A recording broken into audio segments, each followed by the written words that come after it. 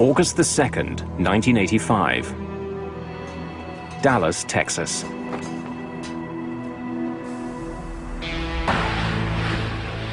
The day's heat and humidity are having an effect on traffic at Dallas-Fort Worth International Airport, DFW.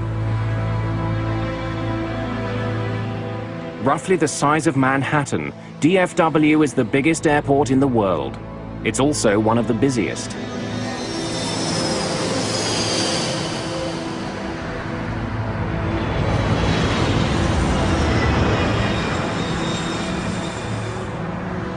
The heat has triggered some afternoon thunderstorms at the airport, creating a backlog of planes waiting to take off. One of the many planes heading towards Skipworth's control is Delta Airlines Flight 191. Weather 6,000 scattered to 1,000 scattered. Visibility 10, temperature 101, wind calm. 101? 101 degrees, yes sir. Captain Ed Connors and First Officer Rudy Price are two of Delta Airlines' most experienced pilots. Second Officer Nick Nassick is the other member of today's crew. The crew is flying a 6-year-old L-1011 TriStar. 191, descend and maintain 10,000. Join the Blue Ridge 010 radial and inbound.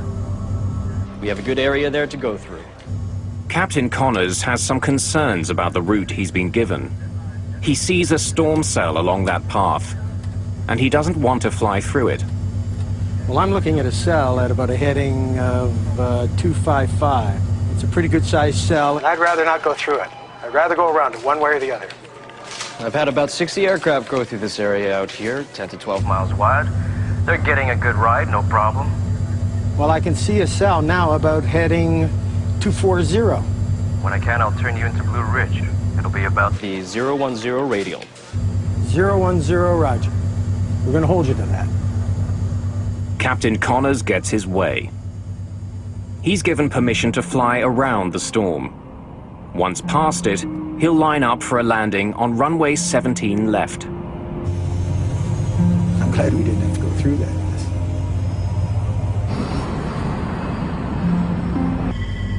10-degree flaps, please. We're gonna get our airplane washed. What? We're gonna get our airplane washed. Delta 191 heavy, reduce speed to 150. Speed to 150. 9 kilometers from runway 17 left, Delta 191 is handed over to another controller, Gene Skipworth, for final approach and landing.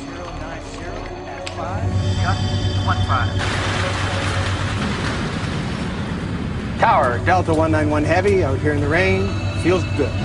Delta 191 Skipworth tells the crew to expect a manageable crosswind of up to 15 knots.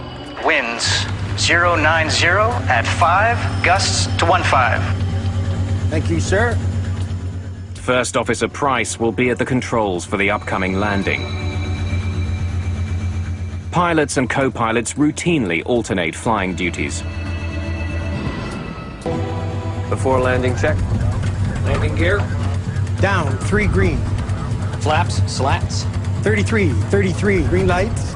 The crew suddenly notices that they'll be flying into more than a bit of rain. There's lightning coming out of that one.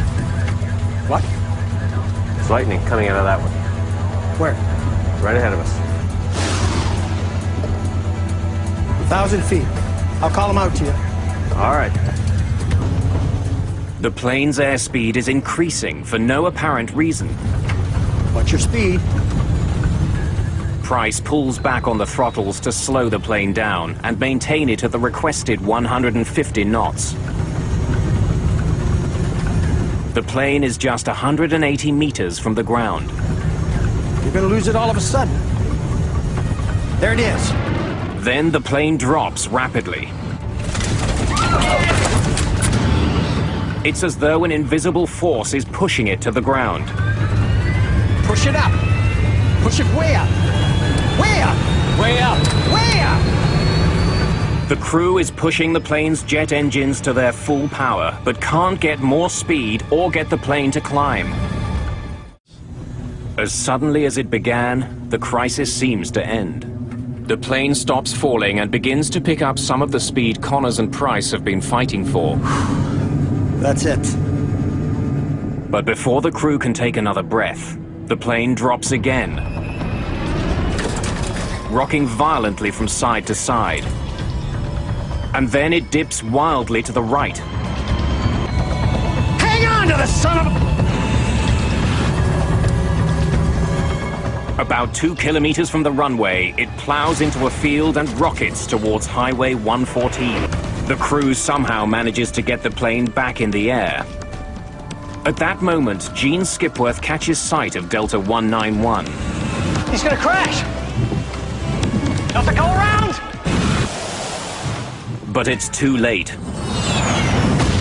The plane's engines slam into William Maybury's car on Highway 114. He is killed instantly. The plane hits the ground again, north of the runway. It's traveling more than 350 kilometers an hour.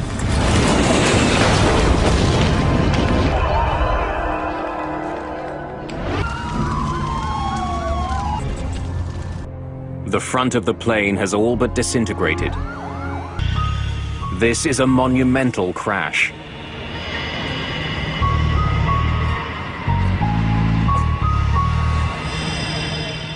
Investigators from the National Transportation Safety Board arrive at DFW, determined to find the cause. One of our field investigators would have been on scene trying to locate the flight data recorder and the cockpit voice recorder, which is, a very important part of the investigation. Investigators begin looking for evidence of mechanical failure. They examine the wreckage for clues that the plane was not responding to the pilot's command. It's essential in any approach or departure accident to establish what the airplane's configuration was, to assure that it was not a factor in the accident, where everything was normal on this aircraft. Investigators turn their attention away from the plane and to the skies. The plane's data recorder has documented a combination of rapidly shifting winds. Then it shifts to a downdraft. In a matter of seconds, the plane was hit with strong winds from the front, then from above, and then from behind. There you have it. For Bud Lehner, that sequence could only mean one thing: a microburst. A microburst is a violent shaft of air falling from a storm cloud. A plane first faces a strong headwind which lifts the plane skyward, then a downdraft which slams it towards the ground. Finally, the microburst delivers its most dangerous punch, the tailwind. And you would get a rapid descent, a loss of lift, and a rapid descent towards the ground, and easily crash the airplane. A plane's wings need a steady flow of air moving over them. That's what gives them their lift. By inhibiting that flow, the tailwind reduces lift. There's no better recipe for a microburst than the weather conditions at Dallas-Fort Worth on the day of the crash. It had been extremely hot all day, and hot air rises. When that hot air meets the cold, moist air in the storm clouds, it cools instantly and rushes violently back to Earth. A microburst. Investigators were left with one perplexing question. Why had Connors flown into the storm in the first place? Prior to 1985, the radars on board the aircraft were built to detect thunderstorms, essentially heavy areas of precipitation. They were not effective, they weren't even designed to detect the microburst. So those radars were essentially useless at low altitudes for looking at the microburst phenomena. Microbursts are invisible, but they generally emerge from storm clouds. That's why pilots are trained not to fly into storms if they see lightning. It's a pretty good sized cell, and I'd rather not go through it. I'd rather go around it one way or the other. When I can, I'll turn you into Blue Ridge. It'll be about 010 radial. 010. Oh, roger. Captain Connors was not a risk-taker. He was known as a cautious pilot. I'm glad we didn't have to go through that mess. It's hard to blame the aircrew. Their job is to avoid thunderstorms, and there's probably a forecast for thunderstorms every day at Dallas in the summertime. Which ones do you avoid? And it's a very difficult problem. Earlier in the flight, Connors had flown around bad weather. Investigators can only conclude that he underestimated the storm in his path at the foot of runway 17 left. As Flight 191 was approaching the airport, the weather at DFW was changing very quickly. Attention all aircraft listening. There's a little rain shower just north of the airport. Captain Connors heard that part of the message, but then he switched his radio frequency for his final landing instructions. The Delta crew never heard the last part of this message about weather ahead. There's a little bitty thunderstorm sitting right on the final. Investigators conclude that the Delta crash was caused by the pilot's decision to continue their approach into the storm. A decision that was made because the crew wasn't warned about the hazard. In 1985, there were basic systems at airports that could detect dangerous winds, but they could not reliably detect a microburst. On the ground, there were systems called low-level wind shear alerting systems that primarily looked for differences in wind speed around the airport and on the airport. Unfortunately, these sensors tended to be spaced so far apart that a microburst could actually exist in between them and escape detection, or at least detection in time to warn a pilot of the threat. But a microburst detection system to overcome this problem had been developed. Since Doppler radar could see a microburst, controllers could use it to warn crews of their presence. After the crash of Delta 191, the Federal Aviation Authority, the FAA, hurried to install terminal Doppler weather radar at high-risk airports. Dallas-Fort Worth was one of the first. The Langley flight tests had in effect tamed the microburst menace. After the NASA tests, the FAA certified a Doppler-based warning system for planes. Today, forward-looking Doppler radar is standard equipment on commercial flights around the world. The good news out of all of this tragedy is so many things have now happened, from radar to ground-based systems to airborne systems, and especially to training for pilots. We think that microburst accidents are a thing of the past. If there is one crash that we can look back on now and say, this made things safer because we learned from it, it was Delta 191.